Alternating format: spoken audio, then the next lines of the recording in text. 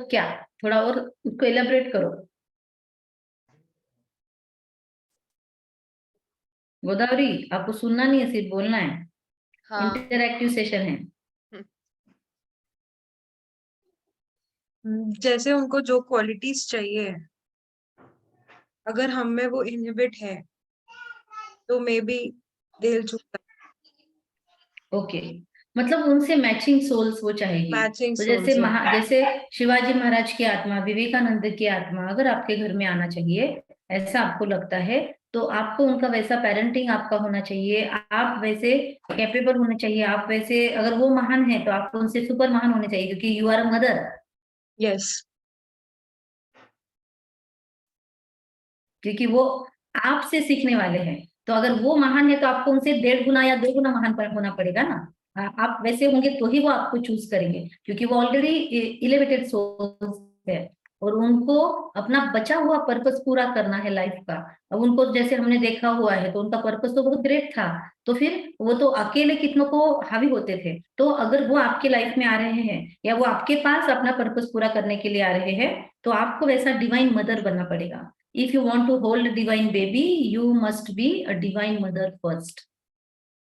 तो सिर्फ बच्चा अच्छा आ जाए ये एक्सपेक्टेशन कोई भी कर लेता है, लेकिन मुझे भी तो वैसा बनना पड़ेगा, मतलब आप बुरे हो ऐसा नहीं, लेकिन आपको और बेहतर एक बेहतर वर्जन खुद का बनाना होगा अपने आप को, राइट।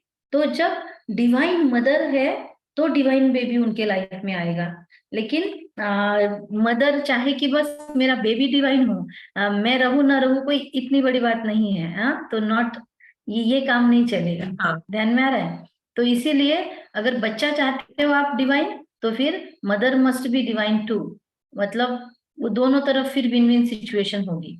तो ये भी बहुत बहुत महत्वपूर्ण चीज है कि हम उसको वैसा बैकग्राउंड दे यहाँ पर, वो बेबी को यहाँ पर वो वैसा सूदिंग माहौल है ऐसा लगना चाहिए, उसको गारंटी होनी चाहिए कि नहीं, ये लोग रियली मुझे वैसा पूरा एटमॉस्फेयर दे देंगे जहां पर मैं जी सकता हूँ, या जहां पर मैं अपने वो बचे हुए पर्पस को आगे एकम्प्लिश कर सकता हूँ, मैं मेरा लाइफ का एम ऑब्जेक्ट जो लेकर दुनिया में जा रहा हूँ। क्योंकि नई लाइफ इंसान कब लेता है? क्योंकि नई लाइफ लेने के पहले उसको कालकोठरी की सजा है माँ के पेट में, पूरा काला काला, पूरा आसपास में अंधियारी जगह में, और जहां पे बदबू ही बदबू है ऐसी जगह में उसको 5-6 महीने निकालना है। तो वो वहां पर क्यों आएगा, या वो बर्थ लेने का जब डिसाइड करता है, तो पहले ही उसको स्टार्टिंग में ही पनिशमेंट है, स्ट्रगल है। और बर्थ के वक्त भी कितना स्ट्रगल है, नॉर्मल डिलीवरी का हमको टारगेट रखना है, तो नॉर्मल डिलीवरी में भी स्ट्रगल है ना। पहले तो ऐसे बैठे रहो इतने दिनों तक, राइट। उसके बाद में प्रॉपर स्पेस भी नहीं है आपको, उसके बाद में जब आपको बाहर आना है तो भी उल्टा मुंह लटकना है, फिर पूरा ऑक्सीजन के लिए दूसरे पे डिपेंड, खाने पीने के लिए दूसरे पे डिपेंड, इंफॉर्मेशन के लिए भी दूसरों पे डिपेंड रहना पड़ेगा। उसके बाद में भी जब आपके ऑर्गन्स प्रॉपरली, सेंस ऑर्गन्स आपके डेवलप होंगे तब आप खुद का कुछ कर सकोगे, तब तक भी डिपेंडेंसी, फिर तो दूध पीने के लिए माँ पे डिपेंड। अगर अभी तो आप खा ले तो उसको मिल जाता है, मांगना नहीं पड़ता, बाद में तो उसको डिमांड करना पड़ेगा, रोना पड़ेगा, वो रोना भी आप रिस्पॉन्ड करो तो पिलाओगे, आप अपने काम में मशगूल रहे तो कभी कभी आगे पीछे भी होगा। और वो तो बोल भी नहीं सकता कि भूख लगी है, दर्द हुआ है, क्या है। जैसे ये होते हैं एकदम, क्या कहते हैं, पेट्स होते हैं, बोल नहीं सकते कुछ, वैसी उसकी हालत होती है कुछ दिनों तक तो, कि वो बात भी नहीं कर सकते हैं, एक्सप्रेस भी नहीं कर सकते, सिर्फ रोने के अलावा उनके पास कोई चारा ही नहीं है। एक ही, सारे इमोशंस एक ही वे से वो ये करते हैं। तो इसीलिए हमको ये ध्यान देना है कि मैं खुद पर कितना काम कर रही हूँ, राइट। तो बहुत महत्वपूर्ण पॉइंट है। सो ये हो गया एलिजिबिलिटी क्राइटेरिया। इसीलिए आपको कैजुअली नहीं लेना है, ये मदरशिप आपके लिए एक ब्लेसिंग के रूप में है। तो ये you are a blessed one, तो आपको कुछ ब्लेसिंग मिल रहा है ऊपर से, गॉड फादर से, और वो ब्लेसिंग के कारण आपके घर में, और अभी आपके पास मौका है, आप तीनों भी वैसे ही है, मतलब प्रतीक्षा चाहे अंकिता चाहे गोदावरी, तो अभी आपको मौका है इन्वोक करने का। तो ये इन्वोकेशन आपके लिए बहुत जरूरी है। आज आपने किया इन्वोकेशन प्रतीक्षा? हाँ, वेरी गुड। गोदावरी को भी अभी समझा इन्वोकेशन का? तो इन्वोकेशन मतलब इनवाइट करना, किसी सोल को इनविटेशन देना कि आप मेरे लाइफ में आओ, आप मुझे एज अ मदर चूज करो, आप इस घर में आओ, और उसको गारंटी देना कि हम आपके लिए जो जरूरत है वो सारी भरसक प्रयास करके आपको वो पूरा माहौल, वो एनर्जी आपको प्रदान करेंगे कि जो आपके लाइफ का पर्पस गोल सेट करके आप अभी फिर से ये ह्यूमन लाइफ लेने का सोच रहे हो, फिर से आप इंसान के जीवन में आना चाहते हो और फिर से आप एक नया जीवन शुरू कर रहे हो जीरो से, तो मैं आपको पूरी मदद करूंगी। मैं मतलब मैं आपके पिता, आपका ये पूरा परिवार यहाँ पर आपको हेल्प करने के लिए बहुत उत्सुक है। और हम आपको सिर्फ उत्सुक नहीं है, सिर्फ क्यूरियोसिटी नहीं है, हम आपको पूरा प्रोफाउंड वो बैकग्राउंड देंगे, वो पूरा हम आपको सपोर्ट करेंगे। मतलब कैसे सपोर्ट करेंगे, हम उसको पैम्पर नहीं करेंगे, हम उसको वो डिसिप्लिन लाइफ के, उसको वो मूल्य या वैल्यूज, फिर वो वर्चूज, फिर उसके साथ साथ वो मेंटोरशिप, फिर वो घर में का फिर वैसा ही खाना पीना, वैसा ही सपोर्ट, एनर्जी लेवल से भी उसको सपोर्ट, लाइफ में कितने भी प्रॉब्लम्स आए उसके साथ में हम खड़े रहेंगे हर हर मौके पर। सही क्या है गलत क्या है इसकी पहचान उसको लाइफ में हो, उसके लिए बहुत सही ढंग से आप उसको समझाएंगे। मार पीट कर, गाली गलौज करके या गलत ढंग से बहुत पेरेंट्स अपने बच्चे को अपब्रिंगिंग करते हैं। मेरे पास अभी एक केस था, या था ही कहूंगी मैं, क्योंकि वो बच्ची को बचपन से प्यार नहीं मिला। बचपन से उसके पेरेंट्स में एक पेरेंट को कुछ साइकोलॉजिकल ये था, डिसऑर्डर था, तो इसलिए माँ का प्यार नहीं मिला। पिता ने क्या किया, बच्ची को गोद दे दिया, एडॉप्ट कर लिया उनके बड़े भाई ने, भाभी ने। अब भाई ने एडॉप्ट किया इसलिए भाभी ने जबरन उसको एक्सेप्ट किया। बाकी उनको बच्चा नहीं हुआ खुद का, तो वो खुद अलग ट्रॉमा में थी भाभी। लेकिन फिर भी उसने, अब जैसे घर में होता है ना, ऑर्थोडॉक्स फैमिलीज होती है या देहात में कुछ फैमिलीज होती है, वहां पे बस कोई और वंशज नहीं है तो ले लिया किसी का, भाई के घर में ले लेते हैं, तो कम से कम प्रॉपर्टी का कोई ये हो जाएगा ओनर, उस बहाने से उद्देश्य बस उतना ही होता है। लेकिन अब हम में प्यार है कि नहीं, हम प्रॉपर पेरेंट है कि नहीं, हम पूरा उसको संस्कार, मूल्य और जीवन जीने के लायक कुछ दे सकेंगे कि नहीं, ये नहीं सोचते हैं लोग। और बस एडॉप्ट कर लिया, बस उसको पैसा देते रहे, लड़की एडॉप्ट की, उसको दोनों भी पैसा देते रहे, फिर उसका एजुकेशन हो इसके लिए उन्होंने एफर्ट्स बहुत लिए, फिर उन्होंने बाहर पढ़ाया उसको, आसपास के तालुका प्लेसेस में पढ़ाया, डिस्ट्रिक्ट प्लेसेस में पढ़ाया। और वो बच्ची पैसा वैसा तो सब मिल रहा था उसको, लेकिन माहौल नहीं था घर में, बिल्कुल माहौल नहीं था। आदर्श मतलब कोई रॉयल्टी नहीं, घर में जीने का ढंग नहीं, एकदम नीचे के लेवल पर जाकर गाली गलौज, लड़की है या लड़का है ये भी नहीं, पूरा एकदम नीचे के लेवल पर, एकदम हम स्लम में सुनेंगे उससे भी गंदी गंदी गालियां, उससे ही बातचीत करना, वो जिसके पास एडॉप्ट हुई, उसके बड़े पापा। फिर उसकी बड़ी माँ ने उसको कैसे अपब्रिंग किया, तो जबरदस्ती से, क्योंकि पति ने ले लिया है, एडॉप्ट कर लिया है, अब मुझे स्वीकार करना ही पड़ेगा, तो सोचो क्या एनर्जी होगी। तो उस बच्ची को, उसकी मम्मी को तो प्रॉब्लम ही था, तो वो तो अपने सेंसेस में नहीं थी, तो ना मदर का प्यार मिला, ना जिसके पास गई उनका प्यार मिला, ना पिता का प्यार मिला, ओरिजिनल कौन है इसी कंफ्यूजन में रही होगी, और प्यार को वो तरस रही थी। तो इसलिए ऑब्वियसली वो इंसान, क्योंकि हमने पहले सेशंस में सुना ना, पहले दूसरे सेशन में, कि ओरिजिनल सेल्फ, सेल्फ का ओरिजिनल नेचर है लव, हम अनकंडीशनल लव से बने हुए हैं, और हमारे पास वो नहीं है तो हम डिस्कम्फर्ट में जाते हैं, डिसीज हो जाता है ना सोल को। तो अगर हम लव नहीं है हमारे लाइफ में, अनकंडीशनल लव नहीं है, तो हम वो कहीं ना कहीं ढूंढेंगे हम वो लैक्यूना को, वो जो डेफिशिएंसी हो गई है लव की लाइफ में, उसको पूरा करने की कोशिश करेंगे। जैसे मल्टीविटामिन खा के हम विटामिन की पूर्ति करते हैं शरीर को, वैसे जो वैल्यू कम होगी, जो गुण कम होगा, उसकी पूर्ति हम बाहर से करने की कोशिश करेंगे। तो वो भी, बट ऑब्वियस क्या करेगी, लव उसके लाइफ में नहीं मिला, उसको सच्चा प्यार ही नहीं मिला उसको। और पिता पॉलिटिक्स में, तो देहात का पॉलिटिक्स, तो वो दिन भर बाहर लोगों के काम करके देना, ये सब वो करते थे। और वो खुद भी इंसान एक ट्रॉमा की स्टेज में, क्योंकि उनको पत्नी का प्यार नहीं मिला, और बाद में उनका खुद का लव मैरिज था, लेकिन पत्नी का प्यार नहीं मिला, पत्नी एकदम पूरी इसमें चली गई, क्योंकि देहात में ले जाकर पत्नी को बहुत ज्यादा रिस्ट्रिक्शंस डाल दिए। वो पढ़ी लिखी लड़की होकर भी उसको देहात में क्या कहते हैं, काम उसने बेचारी ने सारे किए, उसने पूरी तरह से इनको अडॉप्ट किया, इनके फैमिली को, लेकिन उसकी भावनाओं की कदर नहीं की इन लोगों ने, और उसके सारे इमोशंस सप्रेस होने लगे। और साथ साथ में उसको पूरे घर के भी काम करना, और एकदम देहात जैसा रहना, पढ़ी लिखी लड़की, वो वहां पर नर्सिंग का उसने सीखा हुआ था, तो वहां पे नर्सिंग का कर सकती थी वो, मतलब काम करके, तो वो खुश रहती थी। लेकिन उसके इमोशंस को किसी ने कदर नहीं किया। हमारे घर में कोई जॉब नहीं करता लेडीज वगैरह, आपको घर में ही रहना है, हाउस वाइफ जैसे बोलते हैं, होम मेकर भी नहीं बोलते, हाउस वाइफ। तो वैसी लाइफ उसको दी, वो डिप्रेशन में जा जाकर उसको एक बहुत बड़ा प्रॉब्लम हो गया। तो वाइफ का प्यार उस व्यक्ति को खुद को भी नहीं मिला, ना उसके बच्चों को मिला। अपब्रिंगिंग, अभी मदर का और फादर का दोनों का रोल प्ले करना है, उसके लिए बहुत ज्यादा व्यक्ति को हेल्प, ये खुद पे काम करना पड़ता है। लेकिन उनको लगा कि बस मैं पैसा दे दूंगा, इनको जो चाहिए वो दे दूंगा, उनकी पेरेंटिंग हो जाएगी। लेकिन उनको ध्यान में नहीं आया कि लव की भी जरूरत होती है, पर्सनल उसको इमोशनल टच की भी जरूरत होती है। उसको बहुत सारी जगह लड़की को अलग देना पड़ता है, अपब्रिंगिंग इसको अलग देना पड़ता है। या फिर लड़का भी है, उसको भी तो संस्कार और डिसिप्लिन भी तो देना पड़ेगा। यहाँ पे मांगने के पहले पैसा मिल रहा था, मांगने के पहले सब चीजें मिल रही थी, तो बच्चों ने कभी ना सुना ही नहीं, नो कभी सुना नहीं लाइफ में। तो डिसिप्लिन की भी कोई आदत नहीं, 11 बजे उठेंगे तो 11 बजे उठो, 9 बजे उठना है तो 9 बजे उठो, रात को 2 बजे सोना है तो नो प्रॉब्लम। तो कहीं पे भी लाइफस्टाइल नहीं सिखाई गई, लाइफ के एथिक्स नहीं सिखाए गए, किसके वजह से क्या होता है, प्रोज एंड कॉन्स बताए नहीं गए। तो वो बच्चे वैसे ही बड़े हो गए जैसे तैसे, और बाहर पढ़ते गए पढ़ते गए। बहुत होशियार बच्चे, 84-90% वाले मार्क्स की वो लड़की थी। और लड़का जो था, उसके माइंड में ऐसा बिठा दिया कि तू मेरा बेटा है, तू कुछ भी कर, तू ऐश कर, बस ऐसे शब्दों में भी बात किया उसके साथ। तो लड़के को हॉबी क्या है मैंने पूछा, उसका भी काउंसलिंग सेशन लिया, तो उसको पूछा, कहा मेरे बच्चे का भी लो।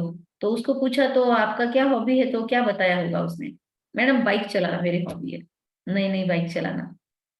सो ध्यान में आ गया कि क्या अपब्रिंगिंग है, ये मतलब ये हॉबी तो नहीं हो सकती। तो मतलब और कोई चीज नहीं है, और बिल्कुल ग्रास्पिंग नहीं, बिल्कुल शार्पनेस नहीं, बस पिता के भरोसे लाइफ चल रही है, उसकी लाइफ कट रही है। और उसको स्पष्ट बोल दिया है पिता ने कि तू चार लोग, मतलब तू कुछ भी करके आ गया बाहर, लफड़े, उनके वर्ड्स ऐसे थे कि तू कोई भी गलत काम भी करके आ गया तो मैं हूँ, मैं संभाल लूंगा। और ये ऐसा लड़की के सामने। लेकिन लड़की को बोला, लड़की का फिर ऐसा हुआ कि वो लव ढूंढ रही थी बाहर, तो उसको एक नॉन एलिजिबल बच्चा, मतलब ना उसकी कमाई है, ना उसका रूप रंग ढंग का है, ना उसको कुछ ये है, ना उसके पास जिम्मेदारियां है, ना उसके पास प्रॉपर बैकग्राउंड है, और शायद वो आगे कैसे संभालेगा इसको वो भी नहीं है, और समझ भी नहीं है। बहुत कम एज में वो अट्रैक्ट होने लगी वो लड़की के पास। अब उसकी गलती है क्या? क्योंकि वो तो प्यार ढूंढ रही थी, उसको जो मिला, जिसने उसको रिस्पेक्ट दिया, जिसने उसको केयर दिखाई, कंसर्न दिखाया, वो उधर लुढ़कती चली गई। और जब इन माँ बाप को मालूम पड़ा, पिता को मालूम पड़ा स्पेशली, तो फिर उसको बहुत मारपीट, बहुत मारपीट। और डायरेक्ट उसको बोला कि नहीं, तू नहीं कर सकेगी। पहली बार लाइफ में नो सुना। अब जैसे खिलौनों के लिए और बाकी चीजों के लिए नो नहीं सुना, तो वैसे फिर अभी ये भी उसके लिए एक खिलौना हो गया कि मैं जिसके साथ बोलूंगी उसके साथ आप ये करो। और यहाँ पे ना सुनने को मिल रहा है, तो उसके लिए एकदम से क्रैश हो गया सब कुछ। तो फिर वो एकदम रिबेलियस हो गई। और एक दो सेशन भी काउंसलिंग के उसको देने की कोशिश किया, बट उसको कुछ सुनना ही नहीं था। तो बहुत ज्यादा इस तरह का ट्रॉमेटिक लाइफ हो गया। अभी यहाँ पे बच्चे को दोष देंगे या पेरेंट्स को बोलेंगे, क्या कहेंगे? यहाँ पे दोष किसका है?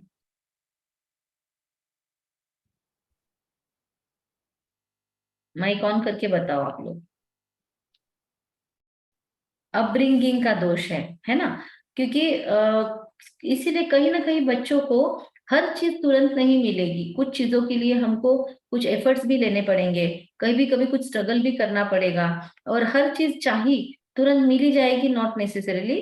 कुछ चीजें डिले के बाद में भी मिलेगी, कुछ चीजें जितनी मांगी है उतनी नेसेसरी नहीं होती, हम कम में भी चला सकते हैं, फ्रुगैलिटी भी सिखानी पड़ेगी।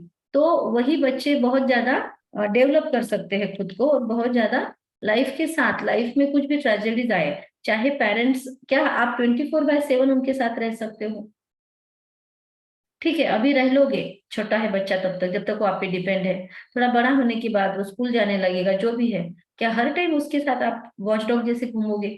Not possible. आप चाहो भी उसके गार्ड बन के घूमना, पर नहीं घूमोगे, आपके भी अपने कुछ प्रायोरिटीज है, अपनी कुछ जिम्मेदारियां हैं। तो इसीलिए उसको भी कुछ देना पड़ेगा ना, खुद की जिम्मेदारियां, उसको भी तो लाइफ दुनिया के साथ डील करना सिखाना पड़ेगा। तो इसीलिए फिर उस टाइम उसके साथ क्या होगा, तो आपके दिए हुए संस्कार, आपकी दी हुई स्ट्रेंथ, वो उसके साथ होगी। तो इसीलिए उसको ऐसा स्ट्रांग बना के रखना कि लाइफ कैसी भी आए उसको हैंडल करना तुम्हारे पास होना चाहिए। हर समय आपको सपोर्टिंग माहौल नहीं मिलने वाला है, आपको भी कभी रास्ता निकालना पड़ेगा, आपको प्रॉब्लम्स में से भी रास्ता खोजना पड़ेगा। तो आपका एक्चुअली गर्भ संस्कार क्या है या बाद में का भी संस्कार क्या है बच्चों के ऊपर, पेरेंटिंग क्या है, तो हमको उनको मेंटोरिंग करना है। हर बार उसको नैगिंग नहीं करना है, हर स्पून फीडिंग नहीं करना है, बात बात पे उसको ये रोक टोक नहीं करना है, या हर बात हमको ही उसको रेडीमेड प्रोवाइड नहीं करनी है। हमको उसको रास्ता दिखाना है, हमको उसको गाइड बनकर वहां साथ चलना है। तू पहले तेरा एफर्ट्स ले, लेकिन अगर नहीं ले पा रहा है, कहीं सपोर्ट है तो आई एम देयर, मैं सपोर्ट के लिए हमेशा खड़ा हूँ तुम्हारे साथ में। ये अप्रोच हमारा होगा तो बच्चे बहुत स्ट्रेंथ के साथ, बहुत कॉन्फिडेंस के साथ लाइफ में लीड करते हैं। उनको पता है हमको फ्रीडम है, फ्रीडम ऑफ चॉइसेस भी है, लेकिन साथ साथ ये भी बताया गया है कि तुमको अगर चॉइस करने का फ्रीडम है तो उस फ्रीडम ऑफ चॉइस से तुमने जो चूज किया लाइफ में, उसके जो रिजल्ट आने वाले हैं उसकी जिम्मेदारी भी लेनी पड़ेगी। फिर अगर आपने कुछ चूज कर लिया अपनी जिम्मेदारी से या अपने खुशी से, अपने चॉइस से, तो उसके बाद उसकी जो जो रिफ्लेक्शंस आएंगे उसके लिए रेडी रहना। मतलब फिर वो अच्छा बुरा जो भी हो वो सामना करने के लिए, फेस करने के लिए रेडी रहना। हाँ, कहीं मुश्किलात आती है तो मैं सामने खड़ा हूँ, या मैं अपने अनुभव आपके साथ दूंगा, या जो भी मेरे तरफ से बनेगा मैं जरूर सपोर्ट करूंगा, I am there as a friend. लेकिन उसको पूरा चॉइस और फ्रीडम फ्रीडम भी देना पड़ेगा चॉइस का, और जिम्मेदारी भी सिखानी पड़ेगी। जब तक जिम्मेदारी लेना नहीं सीखते तब तक कुछ नहीं पॉसिबल है। अभी सेशंस में से वो बच्ची ने जिम्मेदारी भी सीखी, उसने घर में हेल्प करना भी सीखा, लेकिन फिर से उसको बार बार वो पुरानी बातें दोहरा दोहरा के उसको बहुत टॉर्चर किया जाने लगा, और फिर वो रिबेलियस होके चली गई छोड़कर। और अब पेरेंट्स का मुझे फोन आता है, बोलते अब तो उसको सुसाइड ही करना चाहिए। आई से मतलब आप पेरेंट हो उसके, आप ऐसा ब्लेसिंग देते हो उसको? नहीं, उसने मेरी इज्जत का ख्याल नहीं रखा। पेरेंट्स की इज्जत भी तो कुछ होती है ना, पेरेंट की इज्जत कुछ होती है, पर बच्चों के भी तो इमोशंस कुछ होते हैं कि नहीं? फिर वो इतना ट्रॉमा में से गुजर रही थी, तब तक आप सोए हुए कैसे थे? और अचानक आपको कुछ दिख गया और आप तो अचानक आप ऐसे ब्लेसिंग देते हो बच्चे को कि उसने सुसाइड करना चाहिए। हमने उनको बताया आप उसको ऐसा मैसेज पहुंचा दो कि ठीक है आपने अभी जो स्टेप लिया वो लिया, लेकिन अभी भी आपको प्रॉब्लम है। सामने वाला अगर आपको अभी टॉर्चर करता है कि अब तो तेरे बाप ने भी तुझे छोड़ दिया, पिता ने भी छोड़ दिया, तुझे कोई सपोर्ट नहीं है, अब तू वापिस कैसे जाएगी? हो सकता है टॉर्चर हो उसको, तो उस टाइम पे उसको लौटने के लिए घर है, ये उसको थोड़ा आप सपोर्ट करो। अदरवाइज वो बच्ची कहाँ जाएगी? वो कुछ गलत कर सकती है खुद का, क्योंकि उसके अंदर पूरा सपोर्ट सिस्टम नहीं है उसका खुद का, उसको मैच्योरिटी भी नहीं है उतनी लाइफ के बारे में। तो कहीं नहीं, मैं तो उसको बिल्कुल स्वीकार नहीं करूंगा, उसको तब सुसाइड ही करना चाहिए। ऐसे अगर माहौल है मेरे लिए तो वो मर गई वगैरह, ठीक है। तो ये पेरेंटिंग का भी स्टाइल होता है दुनिया में। इसीलिए हमको, बच्चे ने चूज किया है एज अ पेरेंट, तो मैं कौन सा पेरेंट बनकर दिखाऊंगी, मेरी पेरेंटिंग स्टाइल कैसी होगी, ये भी मुझे डिसाइड करना पड़ेगा। एक होता है कुछ पेरेंट बहुत ही ज्यादा ऑथोरिटेरियन होते हैं, ऑथोरिटेटिव होते हैं, या फिर मतलब एक इसमें ऐसा होता है कि बहुत ज्यादा स्ट्रिक्टनेस, हर बात रूल्स पे ही चलेगी, हर बात सुबह से रात तक rules rules rules and discipline, right? जैसे मैंने बोला, मेरी मेरी बताई हुई पूर्व दिशा, जो मैं बताऊंगा वैसे ही चलना है, ये मेरा घर है, इसमें मेरे रूल चलेंगे, मैं पेरेंट हूँ, मेरे तरह से चलना होगा, you are dependent on me, उनको यही सारी भावना दे देना। इसकी वजह से भी कभी कभी अच्छे निकले, उनके संस्कार सहन के होंगे तो वो कर लेंगे लाइफ टाइम आपकी इज्जत, अदरवाइज बोलेंगे ठीक है हमको बड़ा होने दो, हमको हमारा करने दो, फिर हम देख लेंगे। ऐसे भी फिर बच्चों में भावनाएं जागती है। दूसरा स्टाइल का होता है कि जिसमें उनको डिसिप्लिन बता दिया, उनको रेगुलेशंस बता दिए, उनको उसका फायदा बता दिया उस लाइफस्टाइल का, और उसके बाद में बोला ऐसा है, लेकिन कहीं कहीं पे उनको उनका फ्रीडम भी दे दिया, और फिर साथ साथ में डिसिप्लिन भी सिखा दिया, है ना? तो ऐसे हम उनको बता सकते हैं, तो ये एक स्टाइल है। तीसरा ऐसा है कि पूरी तरह से उनको, पूरी तरह से फ्रेंडशिप उनके साथ में, कि आप जैसा करना है वैसा करो, कोई भी बंधन नहीं, टोटली टोटली छूट, राइट? ये एकदम अपोजिट वाला। इसमें भी मतलब इसमें से तीनों में से जो सेकंड स्टाइल है वो ज्यादा प्रिफर किया जाता है, मतलब वो ज्यादा ठीक है कि जहाँ पे दोनों भी चीजों का बैलेंस है, लव और लॉ का बैलेंस, लव भी दिया जा रहा है और लॉज भी है लाइफ में कुछ, कैसे नहीं वो मन में आए वैसे भटके कहीं पे भी नहीं, एक डिसिप्लिन भी है और साथ साथ में प्यार भी बहुत है, सपोर्ट भी पूरा है, और बाद में एक समय आने पर फ्रेंडशिप भी है। कहीं कहीं पे हर जगह हम आपके फ्रेंड है, हम आपके फ्रेंड है, नहीं, आप 100% फ्रेंड नहीं बन सकते, कहीं भी आपकी इज्जत होनी ही चाहिए। आप पेरेंट है तो आप पेरेंट ही रहोगे, तो इज्जत भी होनी चाहिए। फ्रेंडशिप जैसा एक आप सपोर्टिव का सपोर्ट में आप उसके खड़े रहोगे, वो हर कोई चीज आपको शेयर कर सकता है, आप उसको पूरा एक्सपीरियंस के साथ उसको बहुत अच्छे से सपोर्ट भी करोगे या सुन के भी लोगे, गुड लिसनर भी बनोगे। लेकिन सिर्फ फ्रेंड ही रहेंगे हम, आप जैसे चाहे वैसे रह लो, फिर तू तड़ाक से बात करो माता पिता से, तो ये भी इज्जत नहीं है। ऐसे भी कुछ पेरेंट्स करते हैं, तो एकदम इतना भी ज्यादा लिबरल नहीं और एकदम ज्यादा स्ट्रिक्ट भी नहीं, जिसमें लव और लॉ का बैलेंस है, वो पेरेंटिंग मुझे देना है, ये टारगेट हम रखते हैं, तो फिर ये इन्वोकेशन का बहुत अच्छा रिजल्ट निकल सकता है। लेकिन ये सब चीजें सुनने में बहुत अच्छी लग रही है, पर अभी फर्स्ट टाइम है, एकदम से इतना चेंज कैसे होगा, तो इस पे सोचना जरूर है, और समय है आपके पास, जैसे जैसे अंदर में वो बढ़ रहा है वैसे वैसे आप भी यहाँ पे ग्रो करो, आप भी अपने आप को एनहेंस करो।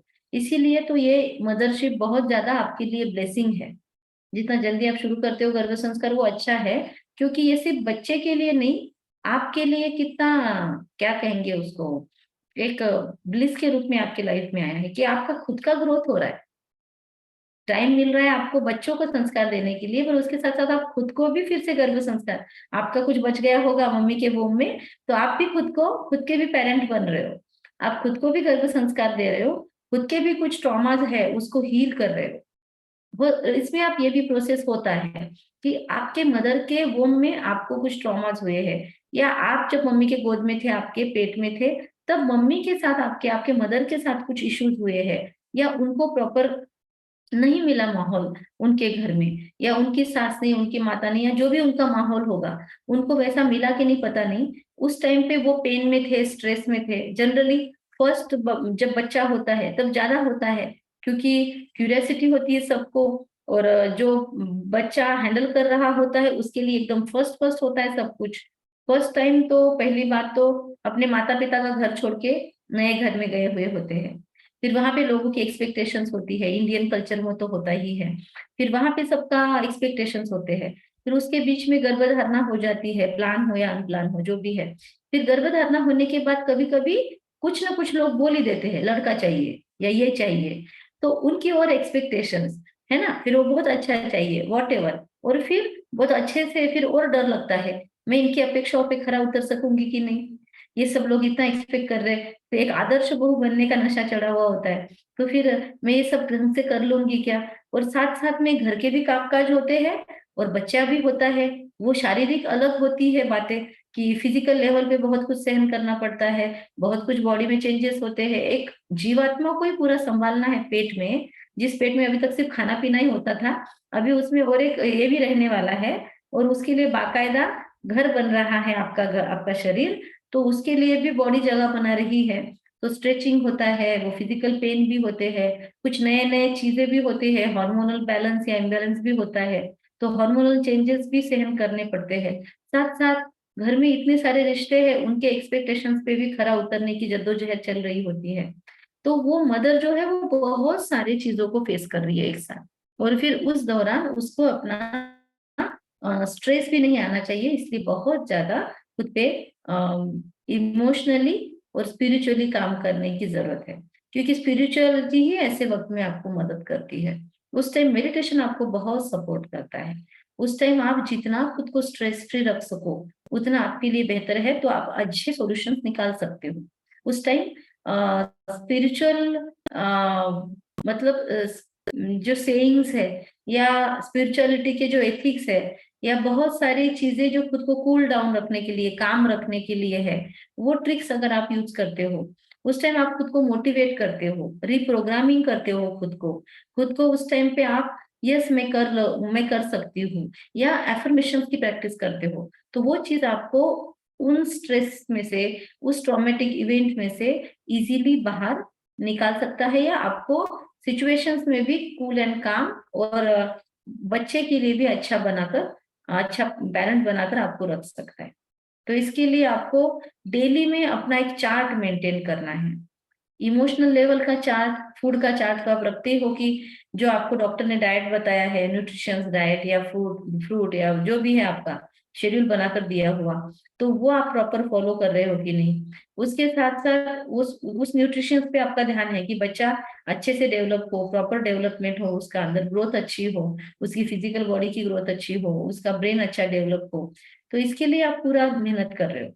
तो वो इमोशनली भी स्ट्रांग हो, इसके लिए आपको उस पर भी मेहनत करनी है। वही रियल संस्कार है गर्भ की तरफ से, गर्भ के लिए माँ की तरफ से। तो ये कुछ पॉइंट्स आपको बताने थे, ये सारा शेयरिंग था। फिर उसके साथ में इन्वोकेशन के साथ साथ में आपके लिए एक अच्छा चांस बन जाता है कि पर्टिकुलर सोल को ही आप अपने लाइफ में इनवाइट कर रहे हो, या फिर यूनिवर्स के अंदर जो भी अच्छी सोल है वो आएगी आपके साथ, उसके साथ आपके अच्छे अकाउंट्स बनेंगे। तो एक नया अपॉर्चुनिटी आपको मिलेगा ऐसी अच्छी एनर्जी के साथ रहने का। उस दिन भी हमारी बात हुई थी, मुझे लगता है पहले दूसरे सेशन में, कि ये डिवाइन सोल है, ये कैसे समझता है, क्योंकि ये सोल आने के बाद आपको इंस्पिरेशन मिला कि मुझे गर्भ संस्कार करना चाहिए। उसके बाद आपके लाइफ में कुछ स्पिरिचुअल चेंजेस हो रहे हैं। पहले आप ऐसे नहीं थे, पहले आप तो डिफरेंट थे, लेकिन वो बच्चा आने के बाद आप में क्यों ये जाग रही है भावनाएं, क्यों आप मेडिटेशन करने लगे हो, क्यों आप ये सेशन सुनने लगे हो, क्यों आप खुद पे मेहनत ले रहे हो, क्यों आप वो अलग अलग डिजाइन, रंगोलीज और वो सारी चीजें कर रहे हो, क्यों आप अपनी क्रिएटिविटी बढ़ा रहे हो। ये पूरा चेंज एक्चुअली वो अंदर आई हुई एनर्जी भी तो करवा रही है ना आपसे। तो वो एनर्जी ऑलरेडी पावरफुल है, वो अंदर बैठे बैठे आपका लाइफ बदल रही है ना। तो इसीलिए ऐसी अच्छी एनर्जीज को अपनी लाइफ में बुलाना आपका ही फायदा है। आपको और भी कुछ सीखने को मिलेगा। एक नजदीक का व्यक्ति होगा ना वो बच्चा, क्योंकि कॉन्ट्रैक्ट सोल होते हैं, और जो एकदम क्लोज के रिलेशन है जो हम टाल ही नहीं सकते, वो रिलेशन हमारे लिए बहुत मायने रखते हैं। हम उसको टालते भी नहीं, टाल भी नहीं सकते हैं। तो वो जरूर हमको जो सिखाना चाहे, हम सीखना चाहे ना चाहे, हमको सीखना ही पड़ेगा। आपके 24 घंटे जो साथ में रहते हैं, उनका इफेक्ट होता है ना आपके ऊपर। कहते हैं जैसा संग वैसा रंग, जैसा आपका एक पीयर प्रेशर भी होता है। जो लोग आपके साथ में रहते हैं वो कुछ ना कुछ आपको इम्पैक्ट डाल देते हैं। मतलब आप चाहो ना चाहो, उनका उनके साथ रह रह के उनकी कंपनी आपको कलर कर देती है ना। तो अभी आप अच्छी कंपनी को इन्वोक कर रहे हो, ये उसका क्या कहते हैं, महत्व है इन्वोकेशन का। डेली स्वागत का भी महत्व मैंने आपको पहले बताया है पिछले सेशंस में। तो अभी मैं आज का थोड़ा सा सेशन और ले लेती हूँ। 15 मिनट लूँ या आप लोग थक गए? एक्चुअली कल बात हुई थी आई तो am sharing the PPT with you. बताया था कि आज का डाइसी, बट मैम अपडेट करेंगी। तो उन्होंने अज्यूम हाँ। कर लिया कि सेशन है ही नहीं, तो फिर हाँ। वो मार्केट चले गए, बाहर चले गए। आज आज भी? आज भी मैंने कॉल किया। वेट,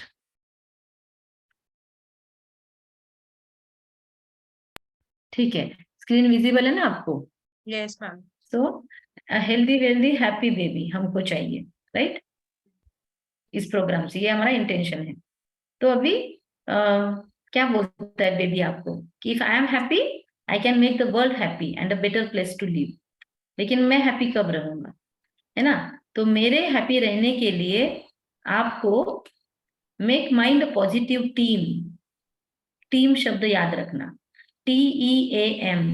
अपने थॉट्स, अपने इमोशंस, अपने एटीट्यूड और अपने मेमोरीज, सबको हमको पॉजिटिव बनाना है। मतलब थॉट भी हमारे कैसे होने चाहिए, हमने बात किया थॉट्स के टाइप्स पे परसों। तो थॉट्स के टाइप में से मुझे कौन से थॉट्स को चूज करना है, ना पास्ट में डिवेल करना है, ना फ्यूचर में वंडर करना है। हमको रहना है प्रेजेंट में, माइंडफुलनेस की प्रैक्टिस। हमको प्रेजेंट मोमेंट को एंजॉय करना है, नॉन जजमेंटल बनने की प्रैक्टिस करनी, कि कुछ भी दिखे मुझे, मेरा उस पर कुछ ओपिनियन नहीं होना चाहिए, मेरा कोई भी जजमेंट नहीं होना चाहिए। तो आपको कल तक होमवर्क, कल नहीं हम मंडे के दिन मिलेंगे, तो आपको नेक्स्ट सेशन तक आपको होमवर्क है अभी, कि कुछ भी ऑब्जर्व करो, कोई भी चीजें, लोगों को देखो, सिचुएशंस को देखो, लेकिन फिर भी उसी मोमेंट में मैं रह पाती हूँ क्या, ये थोड़ा ट्राई करो। और ना मैं पास्ट में ना फ्यूचर में ये करूंगी, वंडर करूंगी, मैं उसी प्रेजेंट मोमेंट को एंजॉय कर सकती हूँ क्या। और कोई भी चीज आपके सामने अलग अलग इंसिडेंट्स होंगे पूरे 24 घंटे में, क्या क्या होगा, तो वो सारी चीजें देखते हुए मेरे अंदर से कमेंट पास होते हैं क्या। कमेंट पास होना मतलब जजमेंट दे रही हूँ मैं कि अरे इनको ऐसा नहीं समझता, इन्होंने वैसा रहना चाहिए, फलाने ने ऐसा करना चाहिए। जब हम जजमेंट देते हैं या किसी के लिए ये तो है ही ऐसे, ये ऐसा ही रहने वाला है, तो ये ओपिनियन देना हो गया या जजमेंट। तो नो ओपिनियन नो जजमेंट, ऐसा आपको पूरा ये नेक्स्ट सेशन तक ये करना है। तो आप ये व्रत लेने के लिए तैयार हो, लोगे? हाँ। ओके, तो ये मजा आएगा आपको, ठीक है। तो थॉट भी पॉजिटिव होने चाहिए, फिर इमोशंस अच्छे हैं या थोड़े बिगड़ रहे हैं, उसके लिए पूरा ध्यान भी देना पड़ेगा। अवेयरनेस सबसे बहुत महत्वपूर्ण है। अवेयरनेस कैसे आएगा, हमने सुना परसों कि बार बार 1 घंटे या 2 घंटे से अपने मोबाइल में एक छोटा सा अलार्म बजना चाहिए, एक म्यूजिक बजेगी जो म्यूजिक आपको रिमाइंड करके देगी कि हाउ आर यू, आपका last how was your past hour, या पिछला अभी तक का समय कैसा गुजरा आपका, कैसी थी आपकी स्टेट ऑफ माइंड, वो आप चेक कर लोगे, वो 1 मिनट में खुद का रिपोर्ट ले लोगे, आगे बढ़ोगे। फिर आगे के लिए प्लान मिल जाएगा आपको कि अरे मैंने तो इसमें गड़बड़ कर दी पिछले घंटे में, अगला घंटा मैं अच्छे से गुजारूंगी। ऐसे आप नेक्स्ट आवर के लिए आप रेडी हो जाओगे। बहुत बड़ा प्लानिंग नहीं करना पड़ेगा, छोटे छोटे प्लानिंग्स कि अभी नेक्स्ट आवर में मैं क्या एटीट्यूड रखूंगी मेरा। तो ऐसे आप पूरे दिन का भी शेड्यूल खुद का मैनेज कर सकते हो इजीली, कोई लिखा पढ़ी नहीं है बहुत ज्यादा। बस ध्यान रखना है, बस अवेयर रहना है। ध्यान रखना है मतलब खुद का ध्यान रखना, मतलब हम बोलते हैं ना ध्यान रखना खुद का, हम बोलते हैं हाँ यस यस, लेकिन खुद का ध्यान रखना इसको जनरली हम क्या टर्म में लेते हैं, जनरली खुद का ध्यान रखना इसको हम क्या समझते हैं कि हेल्थ का ध्यान रखना, फिर अपनी तबीयत ठीक रखना, फिर चलना फिरना फिरना ढंग से, खाना पीना अच्छी तरह से, इतना ही समझते हैं हम। लेकिन अपने इमोशंस का ध्यान रखना, अपने मन का ध्यान रखना, राइट। तो ध्यान रखना का ही दूसरा मीनिंग है अटेंशन, उसका ही और एक मीनिंग है अवेयरनेस, बस जागृति। बस खड़े होके, फॉर एग्जाम्पल आपके सामने बच्चे बहुत मस्ती कर रहे हैं, है ना, और वो बच्चे मस्ती करते करते उनको ये पता है कि मम्मी यहाँ पे प्रेजेंट नहीं है, और आप क्या करते हो, आपको पता है बहुत धूम चल रही है, आप कुछ भी नहीं बोलते हो, you are uttering not a single word, और आप सिर्फ जाके वो हॉल में सोफे पे ऐसे बैठ जाते हो पालती मान के, और बस शुरू करते हो उनको देखना, कुछ भी नहीं बोल रहे हो, आप बाद में ट्राई भी करना। तो फिर क्या होगा, वो जैसे धूम मचा रहे हैं क्या स्पीड वही रहेगी या कुछ चेंज आएगा, क्या लगता है? अवेयर हो जाएंगे वो लोग। वो थोड़ा है। ध्यान हो जाएगा कि अरे कोई हमको देख रहा है, हाँ। और कुछ नहीं रहा है पर देख रहा है ना। तो देख रहा है तो अभी थोड़ा सा कॉशियस हो जाएंगे। अब हो सकता है धूम बंद न करे वो मचाना, लेकिन स्पीड कम हो जाएगी, थोड़ा सोच सोच के करेंगे कि कोई वॉच कर रहा है। फॉर एग्जाम्पल आप रसोई में खाना बना रहे हो, आप अकेले बना रहे हो, तो आपका बनाने का तरीका, और एकदम से आपके मम्मी जी आपके जेठानी जो भी आपके घर में वो आपके साइड में आके खड़े रह जाते हैं, फिर आपका खाना बनाने का तरीका नर्वस हो जाते हैं थोड़े से। नर्वस हो जाते हैं, है ना, थोड़ा कॉशियस हो जाते हैं, नर्वस हो जाते हैं, कभी कभी तो जान मतलब मालूम होते हुए भी दूसरी चीज डल जाती है उसके अंदर, ऐसा हो जाता है। एग्जाम देने के वक्त भी ऐसा होता है, हम पेपर दे रहे होते हैं, कोई सामने के खड़ा हो जाता है, हमने कुछ कॉपी वॉपी की भी नहीं है, फिर भी हम थोड़े ये हो जाते हैं, हाथ रुक जाता है। तो वैसे ही होता है ना। तो वैसे ही माइंड के लिए भी प्रयोग कर सकते हैं हम, कि माइंड दिन भर कैसे भी भाग रहा है इधर उधर, लेकिन हम बीच बीच में अवेयर होके बस देखे क्या मन क्या चल रहा है तुम्हारा, किधर दौड़ लगा रहे हो, और पूछे भी नहीं तो भी बस आप देखो क्या चल रहा है। तो मैं जब आपको बोलती हूँ, मैंने आपको एक्सपेरिमेंट दिया था उस दिन मिनट लगा के, कि आप अपने थॉट चेक करो, अपने मन के प्लेटफॉर्म पे क्या थॉट्स आ रहे हैं वो चेक करो। तो उस दिन क्या हुआ, कम थॉट, स्पीड कम हो गई थी थॉट की अचानक से, क्योंकि एकदम से आपने चेक करना शुरू किया, वरना फुल स्पीड से भाग रहे थे, है ना। मैं बोलती नहीं थी ध्यान दो तो आराम से भागते थे, लेकिन आपको अभी ध्यान देना था और आप नोट कर रहे थे कि कितने आए पॉजिटिव कितने नेगेटिव, तो वो अवेयर हो गए थे, मन भी अवेयर हो गया, क्योंकि उसको पता है मेरा मालिक जाग गया है। तो जब कोई जाग रहा होता है तो चोर या फिर थोड़े से चौकन्ने हो जाते हैं। तो वैसे ही आप माइंड को बार बार इशारा दो, hello I am awake, watchman जाग रहा है ना, चौकीदार जाग रहा है अभी, तो अभी आप कुछ भी मन मर्जी नहीं कर सकते हो। तो ये अवेयरनेस का फायदा होता है। इसलिए थॉट्स को इस तरीके से हम पॉजिटिव बना सकते हैं। Again then E for emotions. Emotions मतलब एनर्जी इन मोशन, है ना। तो हमारी एनर्जी क्या है, तो एनर्जी में हमारे एनर्जी इन मोशन, तो हमारी जो इनर एनर्जी है वही हमारे जीवन में हमारे कर्तव्य में आती है। तो इसलिए वो एनर्जी को भी हमको रेगुलेट करना है। फिर एटीट्यूड क्या है, मतलब हमारी जैसे कल परसों बात हुई थी प्रतीक्षा, तो जैसे आपने पेन पे से ऑब्जर्व किया था कि हमारा लोगों के प्रति वृत्ति क्या है मेरी, मतलब ये ऐसा ही है, ये वैसा ही है, ये नहीं सुधरने वाले, इनको कितना भी बोल दो इनका नेचर ही वो है।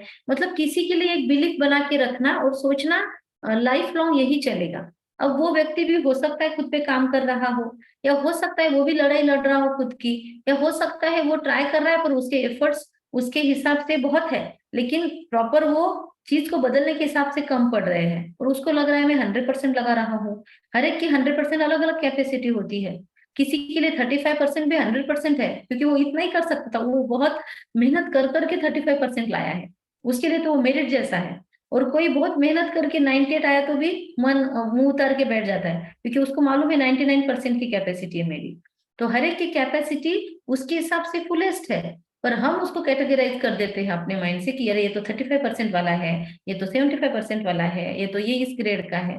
तो इसीलिए एटीट्यूड क्या है मेरा, लोगों के लिए मेरा एटीट्यूड क्या है, मेरे बिलीफ सिस्टम्स क्या है, लोगों के लिए सिचुएशन के लिए, नहीं मेरे साथ कुछ अच्छा हो ही नहीं सकता, मेरे साथ ना हमेशा ऐसे ही होता है, मैं कितना भी कुछ कर लूं लाइफ में पर मुझे सक्सेस नहीं मिलता, मुझे वो स्ट्रगल के बाद सक्सेस मिलता है, या फिर ऐसे। तो ऐसे आपने भी कुछ बना के रखे होंगे, तो होमवर्क में आपको ये बिलीफ सिस्टम्स का लिस्ट निकालना है कि आपने ऐसी कौन सी चीजें समझ ली कि हाँ ऐसे ही होता है, ऐसे ही चलता है, ऐसी क्या क्या स्टेटमेंट है आपके माइंड में, क्योंकि आप फिर वैसा ही सोचते हो, वो आपके एटीट्यूड में चला जाता है। और एम फॉर मेमोरीज, आपने अपनी लाइफ के लिए दूसरों से कनेक्टेड सार सिचुएशन से लेके क्या क्या चीजें यहाँ पर स्टोर करके रखी है, मतलब आप जब साइलेंट बैठोगे मेडिटेशन में तो आपको क्या क्या याद आने वाला है उस पे से समझ जाता है। तो आपकी मेमोरीज क्या है, मेमोरीज की क्वालिटी क्या है आपकी, आपकी मेमोरी में आपने कौन सी चीजों को बिठा के रखा है, वो भी बहुत मायने रखता है। तो मेक टीम पॉजिटिव, है ना। तो अभी ये सब चीजें आप बच्चों को गाइड कर सकते हो। अभी देखो आपको स्कूल्स में सब कुछ पढ़ाया जाता है कि ये कैसे करना है, लिखना कैसे है, सम्स कैसे छुड़ाना है, मैनर्स एटिकेट्स भी सिखाए जाते हैं, ड्रेस कैसे पहनना है, बात कैसे करनी है, वर्ड्स कैसे यूज करने हैं, वर्ड्स के सेटिंग्स कैसे करने हैं, सब कुछ सिखा दिया। लेकिन क्या कभी कोई ऐसे स्कूल में आप गए हो जहाँ पे आपको कैसे सोचना है, कैसे बिहेव करना है, ये भी सिखाया गया, बिहेव करना भी सिखाया जाता है, पर सोचना कैसे है, वहां पर इमोशंस कौन से लाना है, ये कभी किसी ने सिखाया लाइफ में, नहीं सिखाया। इसीलिए ये गॉड का स्कूल जैसे समझो, ये परमात्मा का स्कूल है जैसे, अगर संस्कार मतलब या ये मेडिटेशन मतलब कि you can guide the child how to think, विचार कैसे करना है, ये आपको खुद को भी सीखना है, बच्चे को भी सिखाना है, ताकि बच्चे को दुनिया में जाके नहीं सीखना पड़े, दुनिया उसको बाकी सब दुनियादारी दुनिया में सीख लेगा या स्कूल्स में सीख लेगा, लेकिन सोचना कैसे है ये कोई भी नहीं सिखा रहा आज, इसीलिए प्रॉब्लम्स होते हैं।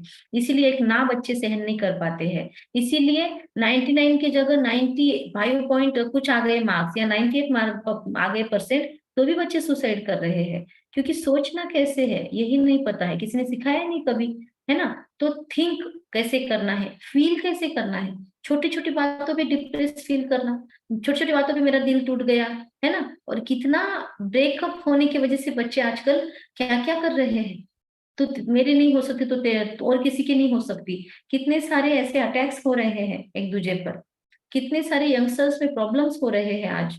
ये क्यों हो रहे हैं सारे प्रॉब्लम्स, क्योंकि फील कैसे करना है।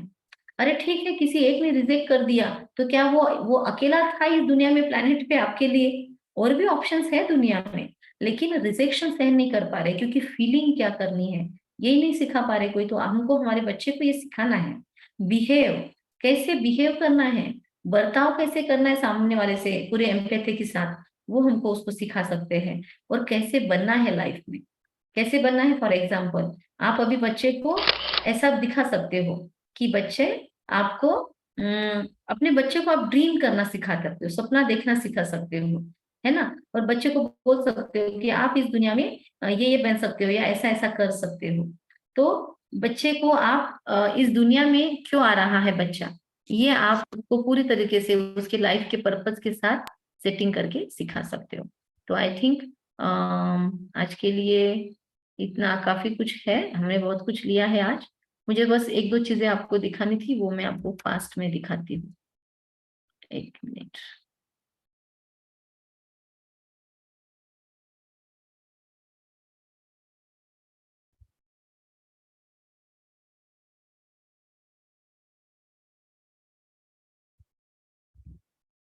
Yes, wait.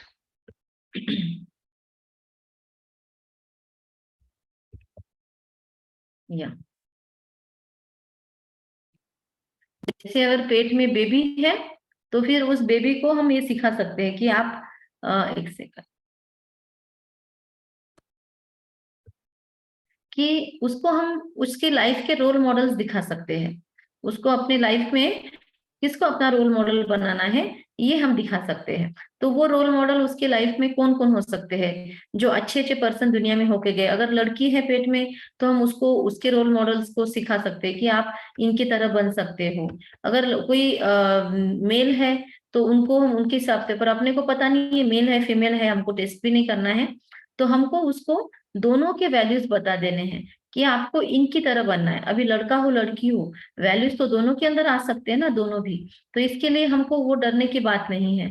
हम अच्छे अच्छे वैल्यूज दोनों में भी, और आज तो साथ साथ कंधे से कंधा लगाकर काम करने का समय है।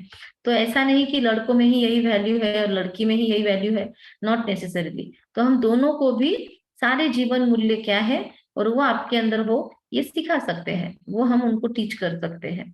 तो फॉर एग्जाम्पल अभी दिखाती हूँ, एक पिक्चर जैसे दिखा रही हूँ, ऐसा आप खुद बच्चे के लिए एक डायरी बना सकते हो खुद की। For example, baby you are as intelligent as doctor Kalam. आप ऐसा बनो, ऐसा प्रेशर नहीं डाल रहे हम, आप हो ही ऑलरेडी। आपके अंदर भी ऐसा अनलिमिटेड टैलेंट है, इतना स्मार्टनेस है आपके अंदर, simplicity and talent, right. Baby आप इनके जैसे बहुत अच्छा वॉइस है आपका, फिर आप एक अच्छे लीडर हो दादी जानकी जी की तरह।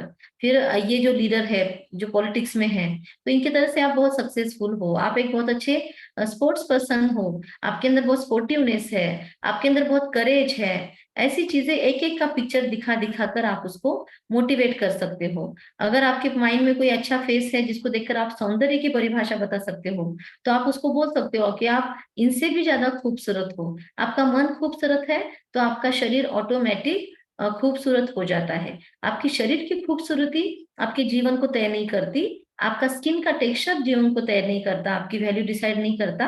आप अंदर से कितने स्मार्ट हो या सुंदर हो, वो आपकी आउटर ब्यूटी पे रिफ्लेक्ट करता है। फिर आप स्पोर्टिंग हो सचिन तेंदुलकर की तरह, ऐसे देखो आप अलग अलग फोटोज को कलेक्ट करो, है ना। और उन फोटोज को कलेक्ट करके एक साइड में चिपकाओ, और उससे कलेक्टेड कोई ना कोई वैल्यू वहां पे लिखो, और फिर बेबी को वो बताओ। और आप जब तक करोगे तो वो करते करते आपको आपको भी फील होगा, वो पर्सन को देखोगे आप तो आपको भी फील होगा कि यह सुभाष चंद्र बोस कैसे देशभक्त थे, कैसे कोई बहुत ज्यादा एम्पेथेटिक था, कैसे कोई बहुत करेजियस था। तो उन सबको लगाते लगाते आपकी क्रिएटिविटी भी बढ़ेगी, आपको मजा भी आएगा, और बेबी को भी आप साथ साथ में सिखा पाओगे। सो आई थिंक ऐसा बुक आप होमवर्क में अभी बनाओ, आपको काफी गैप मिलने वाला है। तो आप बनाओ उसमें, और मुझे आप फोटो भेज सकते हो। ज्यादा समय उस पे नहीं डालना है आपको, क्या बोलते हैं गैजेट्स में, लेकिन इतना तो आप कर सकते हो, सिर्फ फोटो निकालने के लिए मुझे आप निकालने के लिए उसका यूज करो और मुझे भेजो। तो आज का सेशन आपको आप तक पहुंचा आई थिंक। अभी हम बंद करते हैं, कुछ क्वेरी है तो आप पूछें। नहीं मैम, कुछ भी नहीं है। ओके, अच्छे से समझा? हाँ ठीक है। आपको गोदावरी, आप कनेक्ट हो पाए? हाँ गुड, जी। Thank you. ओके।